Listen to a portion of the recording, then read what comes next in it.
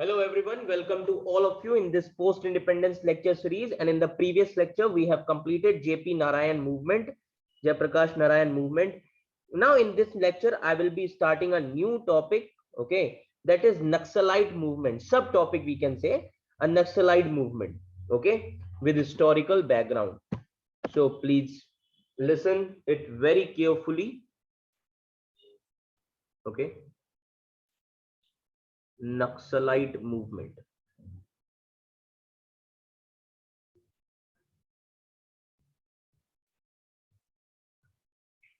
Okay now naxalite movement, अब इसकी शुरुआत कहां से होती है? तो मैं पोस्ट इंडिपेंडेंस की हिस्ट्री में जाने से पहले आपको प्री इंडिपेंडेंस के बारे में थोड़ा बताऊंगा. Is that clear to you all कि आपको थोड़ा प्री इंडिपेंडेंस के बारे में पता भी होना चाहिए. ओके तो अब हम बात करेंगे पहले प्री इंडिपेंडेंस की. तो जो टाइमलाइन है लेफ्ट आइडियोलॉजी की, उसकी बात करते हैं. Okay of left ideology. So 1924, ये आप लोग ड्रॉ कर लीजिएगा, ये आपको नोट्स में नहीं मिलेगा, ये मैं आपको हिस्टोरिकल बैकग्राउंड बता रहा हूं ताकि आपका फाउंडेशन मजबूत रहे. समझ में आ रहा है? अब 1924 में क्या हुआ था, हमने मॉडर्न हिस्ट्री में भी ये चीज पढ़ी है. कम्युनिस्ट पार्टी ऑफ इंडिया बनी थी. Foundation of Communist Party, foundation of Communist party of India किसने बनाया था? By M N Roy, M N Roy and Indulal Yagnik, Indulal Yagnik. Is that clear? इन दोनों ने मिलके एक पार्टी बनाई, Communist party of India. Is that clear to you all? Then ये टाइमलाइन है लेफ्ट आइडियोलॉजी की, आपको पता भी होना चाहिए. देन 1934 कौन सी पार्टी बनी थी? Congress socialist party by Jayaprakash Narayan. Okay Congress socialist party किसने बनाई? बाय जयप्रकाश नारायण, जिन्होंने अभी मूवमेंट किया था. Is that clear to you all? ये याद रखिएगा. देन तो ये 10 साल बाद ठीक बना है. Then 1948,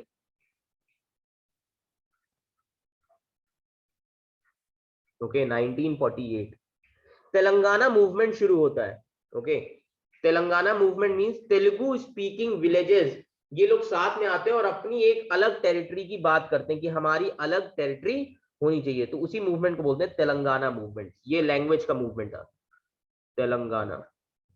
okay Telangana movement. और इस मूवमेंट में ये याद रखिएगा एक ऑर्गेनाइजेशन बनी. ओके और ऑर्गेनाइजेशन को बोला गया कम्यून्स. एक ऑर्गेनाइजेशन बनी और ये ऑर्गेनाइजेशन कितने विलेजेस को मिला के बनाई गई? 2500 विलेजेस ने मिलके एक ऑर्गेनाइजेशन बनाई जिसको बोला गया कम्यून्स. समझ में आ रहा है? कम्यून्स. और इसको पीजेंट मूवमेंट ही बोलते हैं. तेलंगाना मूवमेंट को peasant movement. Okay peasant movement भी बोलते हैं. Is that clear to you all? ये याद रखिएगा. देन 1957 में क्या हुआ? पहली कम्युनिस्ट गवर्नमेंट बनी केरला में. मैंने आपको बताया था first communist government in Kerala, first communist government in Kerala. और किसने बनाया? Namboodiripad by EMS Namboodiripad. इन्होंने केरला में कम्युनिस्ट गवर्नमेंट बनाई. Then finally in 1964, after the death of Nehru, 1964 जो कम्युनिस्ट पार्टी थी split of CPI, communist party of India में स्प्लिट हुआ और एक नई पार्टी बनी. मैंने आपको बताया था जब पार्टी पढ़ा रहा था, पार्टी स्ट्रक्चर CPIM, नई पार्टी बनी CPIM. समझ में आ रहा है? ये याद रखिएगा. ओके एंड इन 1967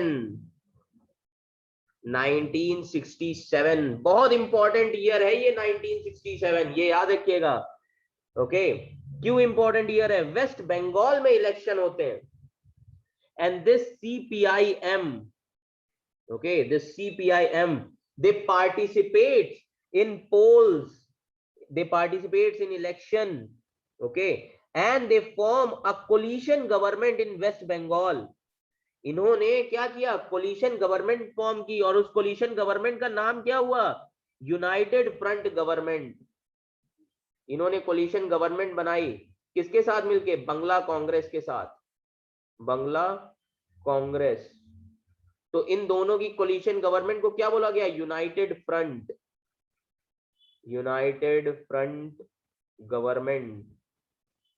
ओके, और यहीं से कहानी शुरू हो जाती है, united front government. Okay, united front government. और इस पार्टी के बहुत ही विजनरी लीडर थे।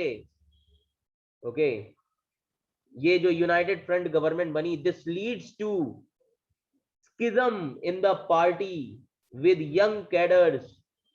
Okay, visionary leader Charu Majumdar, बहुत इंपॉर्टेंट नाम है ये, visionary leader Charu Majumdar. Okay, Charu Majumdar accusing CPIM of betraying the revolution। कहा जाता है कि नक्सलबारी, एक रेवोल्यूशन चल रहा था, उसको बीट्रे किया था। तो फर्स्ट नॉन कांग्रेस गवर्नमेंट बनी कहां पे? वेस्ट बंगाल में, यूनाइटेड फ्रंट जिसको कहा गया। ओके, और इसमें कौन था? बंगला कांग्रेस। ओके, ये याद रखिएगा, CPI। Okay, Bangla Congress, CPI, ये सब इन्होंने मिलकर कोलिशन गवर्नमेंट बनाई। And this new government decided to expedite the implementation of land reforms. और ये जो नई गवर्नमेंट बनी यूनाइटेड फ्रंट, इन्होंने कहा कि लैंड रिफॉर्म्स आने चाहिए। अब लैंड रिफॉर्म्स आने चाहिए का मतलब क्या है? जो ट्राइबल पीपल, जो गरीब लोग अपनी जमीन मांग रहे हैं, जिसपे इंडस्ट्रीज लग चुकी हैं, उसके खिलाफ वो मूवमेंट कर रहे थे। ओके, और आप कह रहे हो कि लैंड रिफॉर्म्स आने चाहिए। तो यहीं से एक मूवमेंट शुरू हो गया, नक्सलबारी अपराइजिंग 1967 से। नक्सल बारी अपराइजिंग। अभी नक्सलबारी अपराइजिंग है क्या? Okay, this movement led by Charu Majumdar. ये चारू मजूमदार ने मूवमेंट शुरू किया, याद रखिएगा लीडर का नाम, नक्सलबारी यहीं से आया है, Charu Majumdar. Okay, and it is a peasants uprising at Naxalbari district है कहां पे? दार्जिलिंग में। नक्सलबारी डिस्ट्रिक्ट का नाम है, जगह का नाम है, इन वेस्ट बंगाल। ओके, ये याद रखिएगा। और ये क्यों शुरू हुआ? जब एक वहां पे ट्राइबल यूथ था, नक्सलबारी में एक ट्राइबल यूथ था। ओके, ट्राइबल यूथ जिसको जुडिशियल ऑर्डर मिला था, जिसके पास एक जुडिशियल ऑर्डर था, कोर्ट का ऑर्डर था कि वो अपने लैंड पे प्लो कर सकता है। इस ट्राइबल यूथ के पास क्या था? Judicial order to plough his land, to plough his land. Okay, and he was attacked by goons of local landlords. और इस यूथ के ऊपर अटैक किसने कर दिया? गुंडों ने, गून्स। और वो गुंडे किसने भेजे थे? जो लोकल लैंडलॉर्ड्स थे। वो नहीं चाहते थे कि ये ट्राइबल यूथ अपनी लैंड पे काम करे, लोकल लैंडलॉर्ड्स। और यहीं से मसला खराब हो गया, यहीं से मसला खराब हो गया। Tribals retaliated and they started forcefully capturing back there land. सारे ट्राइबल साथ में आ गए, उन्होंने कहा अब हम हमारी सारी जमीन लेके रहेंगे। समझ में आ रहा है? ये याद रखिएगा। एंड जब ये अपराइजिंग शुरू हो गया, तो जो CPI communist party of India M है, ओके, जो यूनाइटेड गवर्नमेंट जिसने फॉर्म किया था कोलिशन में, ये गवर्नमेंट गिर जाती है, सरकार गिर जाती है जब ये अपराइजिंग शुरू होता है। Are you getting my point? Okay, अब ये जो CPI M है, इन्होंने क्या किया, इन्होंने अपराइजिंग को रोकने की कोशिश करी. CPIM led United Front government, they cracked down on the uprising. Okay, and in 72 days, 72 दिन के अंदर, okay, in 72 days, a police sub inspector, एक रेबेलियन जो था, पुलिस सब इंस्पेक्टर था, and the 9 tribals were killed, 9 tribals को मार दिया गया. अब सीपीआई ने क्या करना शुरू किया, इस ट्राइबल अपराइजिंग को रोकना, मारना शुरू किया. And the Congress government at the centre supported the crackdown of uprising. Okay, and this incident echoed through out India and the Naxalism was born. और यही इंसिडेंट जब ट्राइबल्स को मारा जाने लगा और एक पुलिस इंस्पेक्टर को भी जब मार दिया गया, और सारी गवर्नमेंट जब सीपीआईएम जब मिलके ट्राइबल्स को मारने लगी, सेंटर भी सपोर्ट करने लगा. And this incident echoed through out India and the Naxalism was born. Naxalism का वहीं से बर्थ होता है. समझ में आया? ये याद रखिएगा, लेक्चर्स बड़े ध्यान से सुनिएगा. नक्सलिज्म वहीं से आया. ओके, ये याद रखिएगा, Naxalism was born. Okay, and finally in November 1967 में क्या हुआ? ओके, कॉमरेड्स जो क्रांतिकारी थे, कॉमरेड्स कहां से? तमिलनाडु से, Tamil Nadu, Kerala, okay, UP, Bihar, Karnataka, okay, Odisha, West Bengal, ये सारे ही जगह से कॉमरेड्स मिले आपस में और इन्होंने एक कमिटी बनाई. और इस कमिटी का नाम क्या बना? All India coordination. ये सभी लोग मिले, कॉमरेड्स ने एक कमिटी बनाई, all India coordination committee, all India coordination committee of revolutionaries, AICCR. और ये कमिटी किसके अंडर में बनी? CPIM में, ताकि गवर्नमेंट के साथ बात किया जाए. CPIM में ये कमिटी बनी. समझ में आ रहा है? कब? नवंबर 1967. देन इन 1968, अब 1968 में क्या हुआ?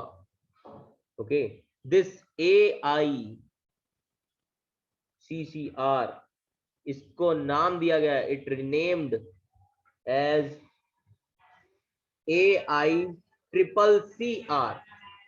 ओके, AICCR क्या हो गया? AICCR हो गया.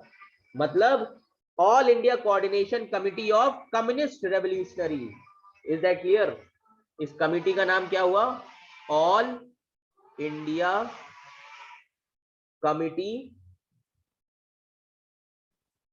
Okay, all India coordination committee of communist revolutionary.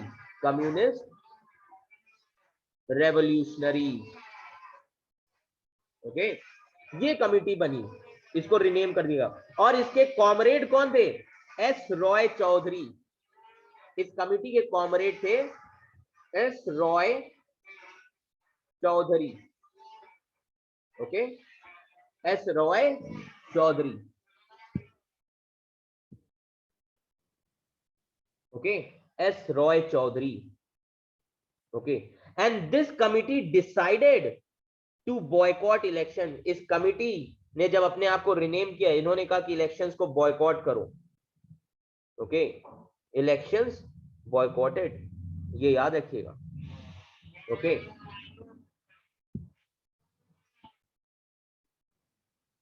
Okay, तो इन्होंने डिसाइड किया कि इलेक्शंस को बॉयकॉट किया जाए. And finally in 1969, okay,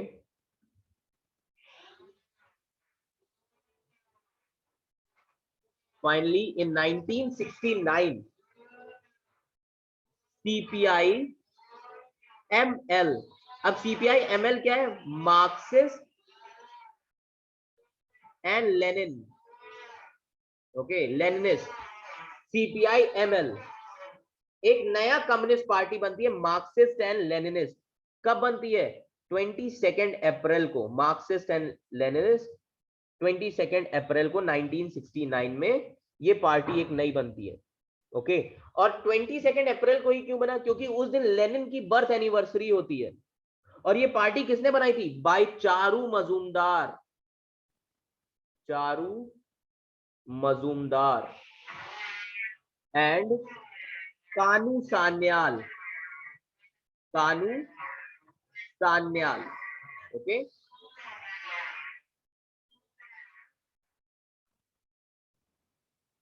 okay, वो बैकग्राउंड में नॉइस है इसलिए मैंने थोड़ा सा रोक दिया था। तो कानू सान्याल, ये याद रखेगा, ओके। एंड फाइनली इन अक्टूबर 1969, मैं आपको पूरा एक एक टाइम पीरियड के हिसाब से बता रहा हूं ताकि आप बिल्कुल समझ जाएं अक्टूबर 1969 में क्या हुआ, ओके। नाउ इन अक्टूबर 1969 एक माओइस्ट कम्युनिस्ट सेंटर जो है वो बन गया था, Maoist communist centre was formed, Maoist communist centre was formed। अब ये माओइस्ट कम्युनिस्ट सेंटर किसने बनाया? Under the leadership of Kanhai Chatterjee, Kanhai Chatterjee, okay. ये सेंटर बन जाता है अक्टूबर 1969 में। समझ में आ रहा है? ये याद रखिएगा। नाउ अब ये देखिए नक्सलिज्म कैसे फैलेगा। अब Andhra Pradesh, in 1969 itself, Andhra Pradesh, now in Andhra Pradesh, okay, Naxalism, और नक्सलिज्म को और हम क्या कहते हैं बताइए? नक्सलिज्म और लेफ्ट विंग एक्सट्रीमिज्म सेम ही है। एक्सट्रीमिज्म, नक्सलिज्म और लेफ्ट विंग एक्सट्रीमिज्म, दे एमर्जेस पावरफुल, ओके। अब ये लोग पावरफुल हो गए कहां पे? आंध्र प्रदेश में। और इनका सेंटर क्या था? इनका सेंटर था आंध्र प्रदेश में श्रीकाकुलम, श्रीकाकुलम, मैपिंग करिएगा श्रीकाकुलम की, आंध्र प्रदेश में। और लीडरशिप कौन, लीडरशिप किसकी थी? Leadership I V Satyanarayana, V Satyanarayana and A Kailasam, A Kailasam. ये दो लीडर्स ने अपना सेंटर बनाया कहां पे? श्रीकाकुलम में। समझ में आ रहा है? ये याद रखिएगा, ओके। तो अब ये टाइम पीरियड बहुत जरूरी है आपके लिए समझना, ओके, ये याद रखिएगा। और ये क्यों हुआ था मैंने बताया, क्योंकि लैंड्स की वजह से। और ये जो नक्सलिज्म है, ये सिर्फ गरीबों की लड़ाई है, अपने लैंड्स की लड़ाई है, अपने हक के लिए। किसके खिलाफ? लैंड, ये जो जमींदार होते हैं इनके खिलाफ, ये याद रखिएगा, ओके। तो जब सीपीआईएम बनी उस टाइम पे, जब यूनाइटेड फ्रंट गवर्नमेंट आई वेस्ट बंगाल में, उस टाइम पे जो उस front government, United front government के लैंड रेवेन्यू मिनिस्टर थे हरे कृष्णा कोनार, इन्होंने एक प्रोग्राम लॉन्च किया of quick distribution of surplus land among the landless people, okay. But ये प्रोसेस बहुत ही स्लो था एंड टाइम कंज्यूमिंग था। और जो ये इशू था डिस्ट्रीब्यूशन ऑफ सरप्लस लैंड, ये कोर्ट में चला गया। तब local leader Charu Majumdar Naxalbari area से, उन्होंने कहा कि ये डेमोक्रेटिक प्रोसेस होना चाहिए डिस्ट्रीब्यूशन ऑफ लैंड का, ओके, ओके। और जमींदार जो थे वो ट्राइबल्स को काम नहीं करने दे रहे थे, ट्राइबल्स को मारना शुरू किया। फिर बाद में गवर्नमेंट भी उनके साथ में आ गई, और जब ट्राइबल्स को मारा तो सारे ट्राइबल्स इकट्ठा होकर जमींदार के अगेंस्ट में आ गए, तो गवर्नमेंट ने उन्हें सप्रेस करना शुरू किया। एंड फाइनली यहीं से नक्सलिज्म शुरू हो जाता है, ये याद रखिएगा। नक्सलिज्म फैलना शुरू हो गया, ओके। सो करेंटली अगर हम आज की सिचुएशन देखें, currently about 75 districts in India, 75 districts in India, in 9 states में, in 9 states 75 districts are affected by Naxalite violence. Okay, and most of these are resource rich areas, but they are backward in nature. Those areas are inhabited by Adivasis. Education है नहीं, unemployment है, वो क्या करेंगे, naxalite join कर लेते हैं. Okay, ये याद रखिएगा. एंड ये उन एरियाज में है, these 75 district, in these areas sharecroppers, tenants, zamindars, okay, they were denied their basic rights. Sharecroppers, tenants, small cultivators, zamindars nahi, all these peoples were denied their basic rights. Okay, forced labor होता है.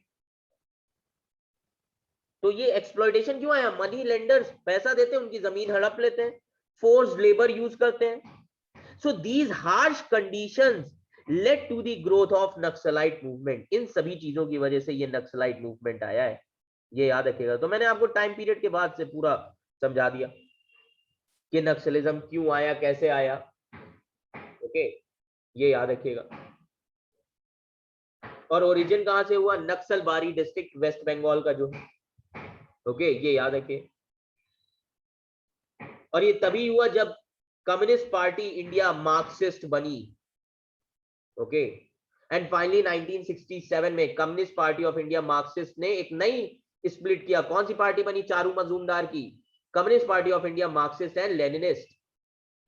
Okay, so initially this Naxalbari movement had its centre in West Bengal, but in later years it spread into the less developed areas of rural southern and eastern India like Chhattisgarh, Odisha, Andhra Pradesh.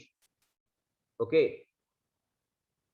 through the activities of underground groups, guerrilla warfare शुरू किया. इसीलिए guerrilla warfare ऐसा है कि चाहे military हो जीत नहीं सकती, छुप के मारोगे. अब ट्राइबल्स पेड़ पे चढ़ के तीर मारेंगे तो कहां मिलिट्री पकड़ पाएगी, ये चीज है. ओके, ये याद रखिएगा. एंड फाइनली आज ये 75 डिस्ट्रिक्ट्स में पहुंच चुका. और ये जो 75 डिस्ट्रिक्ट्स हैं ये पूरा ईस्टर्न घाट्स पे हैं.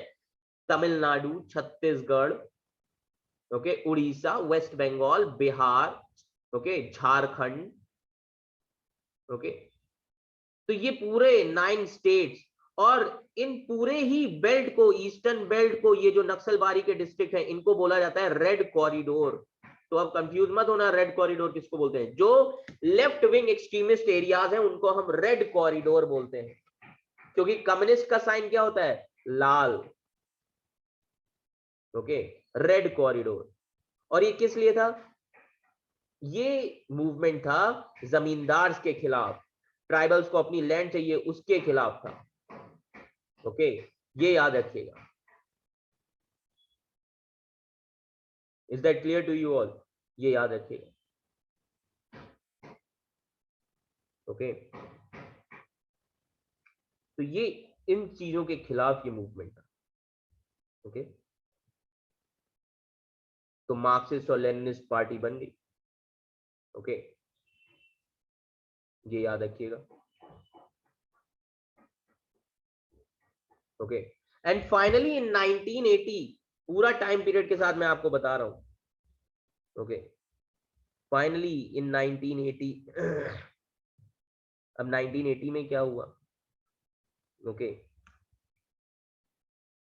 1980. ओके, अब 1980 में आंध्र प्रदेश में एक चीज हो गई. एक लीडर थे जिनका नाम था के सीतारमैया.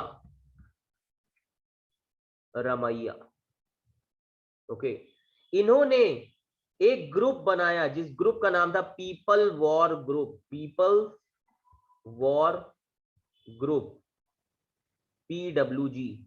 ये ग्रुप बनाया इन्होंने आंध्र प्रदेश में. ओके, ये याद रखिएगा.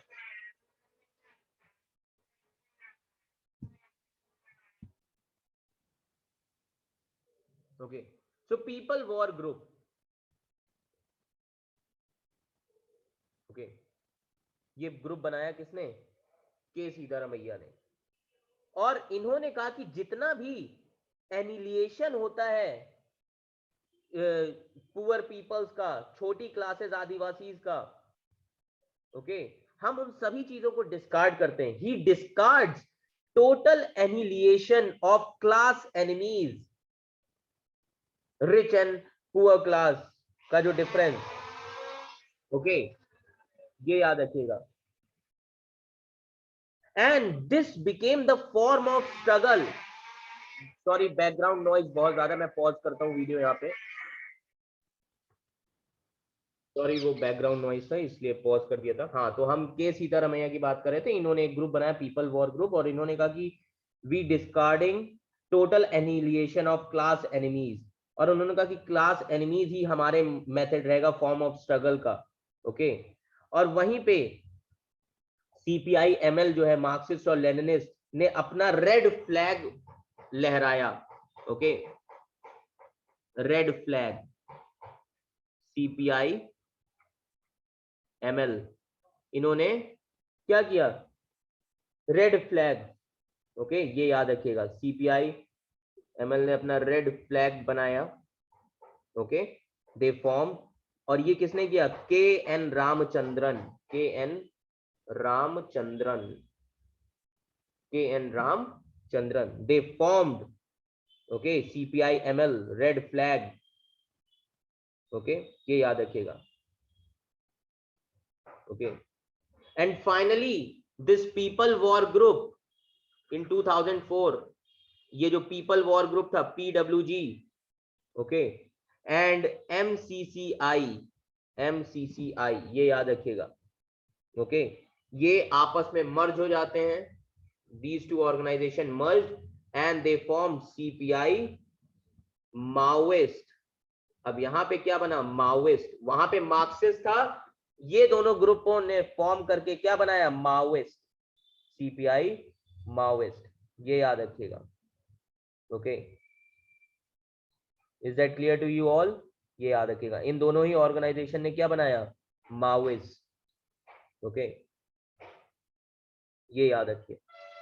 ओके, तो मैंने आपको बताया नक्सलिज्म कहां से शुरू हुआ, वेस्ट बंगाल से, मूवमेंट किस तरीके से, और ये किस आइडियोलॉजी पे बेस्ड था? कार्ल मार्क्स की आइडियोलॉजी पे बेस्ड था, लेनिन और माओ जेडोंग की आइडियोलॉजी पे बेस्ड था। और बेसिकली ये जो किसके अगेंस्ट में था? ये अगेंस्ट में था जमींदार, कैपिटलिस्ट क्लास के अगेंस्ट में ये मूवमेंट शुरू हुआ था। ये याद रखिएगा। Is that clear to you all? ये याद रखिएगा। तो ये मूवमेंट इन सभी लोगों के अगेंस्ट में था। ओके, तो ये सारी चीजें हैं। तो अब ये वॉर कैसे करते हैं, अब मैं आपको यहीं पे बता देता हूं। ये इंटरनल सिक्योरिटी का पार्ट है। इनके कुछ फेजेस हैं वॉर करने के। ओके, पहला फेज है वॉर करने का इनका, ओके, जिसको हम बोलते हैं प्रिपरेटरी फेज। प्रिपरेटरी फेज, इसमें ये लोग क्या करते हैं? पहले सर्वे करते हैं नए एरियाज का, आइडेंटिफाई करते हैं लोगों को, पब्लिक इश्यूज वहां के समझते हैं, तब ये मासेस को मोबिलाइज करते हैं। ये होता है प्रिपरेटरी फेज। दूसरा है पर्सपेक्टिव फेज।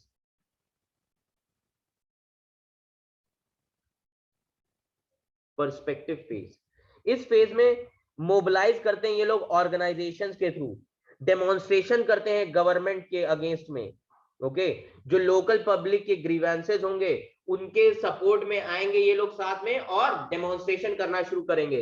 ये इनका फेज है दूसरा, पर्सपेक्टिव फेज। तीसरा है इनका गोरिल्ला फेज, छुप के वॉर करना, gorilla phase. Okay, and in this they convert public movement into violent guerrilla warfare। इसमें ये पब्लिक मूवमेंट को कन्वर्ट कर देते हैं गुरिल्ला वॉरफेयर में। समझ में आ रहा है? ये याद रखिएगा। अनदर फेज होता है इनका बेस फेज। अब ये बेस फेज क्या है?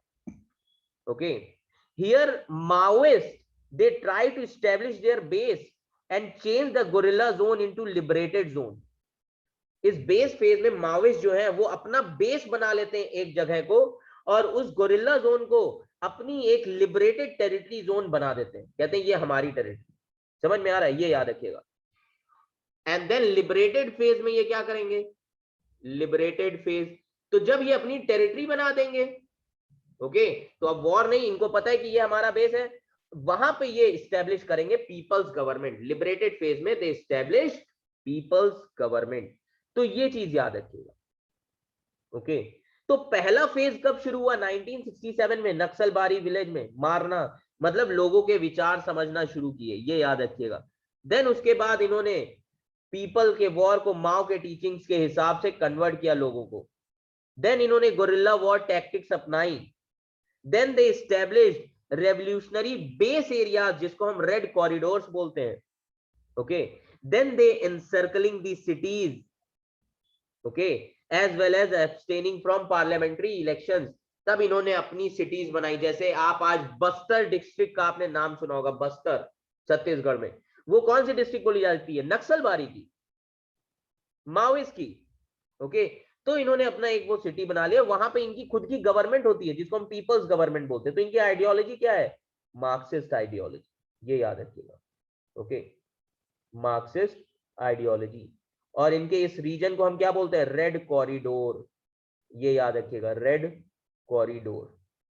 ओके, तो ये था पूरा Naxalite movement. Is that clear to you all? I hope आपको अच्छा लगेगा और समझ में आया होगा। So thank you class, thank you so much, and in the next lecture I will be discussing a new subtopic that is communalism, जिसमें हम अयोध्या डिस्प्यूट ये सारी चीजें देख लेंगे। ओके, तो फाइनली देन उसके बाद हमारा कंप्लीट हो जाएगा क्राइसिस ऑफ डेमोक्रेटिक ऑर्डर।